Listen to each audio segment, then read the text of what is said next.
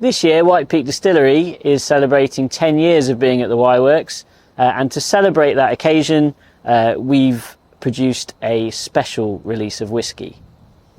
So over the years, we've not shied away from experimenting with every part of whiskey production, from fermentation, the type of grains we use, yeast choice, cut points at distillation. So if we can experiment and change things in the pursuit of flavour, we will. So we've tried to encapsulate all of that into this release here.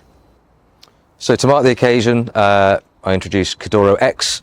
Like its namesake Caduro, which was the first whiskey in our core provenance range, incorporates a vatting of first fill STR, ex-red wine, and first fill bourbon casks. With this release as well, as what Dave was talking about with previous techniques we've employed, we are calling in from methods used in our special waters, alter ego, and uppers and downers releases. So this being a Caduro release, we have kept some of the elements consistent. So it is a roughly 70-30 vatting of STR cask to bourbon barrel. We think that ratio works really well, and that's what makes it a Caduro release. We've kept the ABV the same, so it's 46.8%, and it just allows for that direct comparison, because we want to emphasise all the changes that we've made. And that's one of the things that makes it quite interesting, actually. We've factored in a lot of our alternate cut points. So a long time ago, when we were making this whiskey, we did change the cut points for a time just to experiment and see what the flavours got.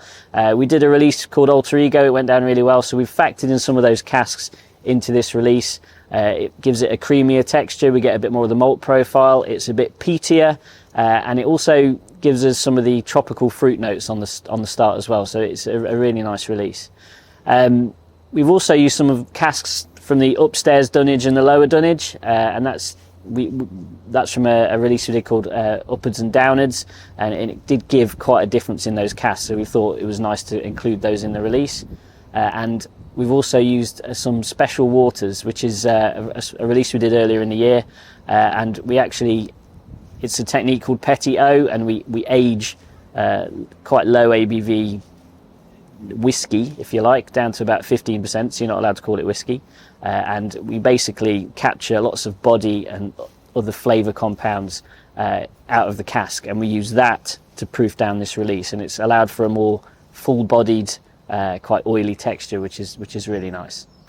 The result is a sort of sweet, spicy, rich, full of texture whiskey.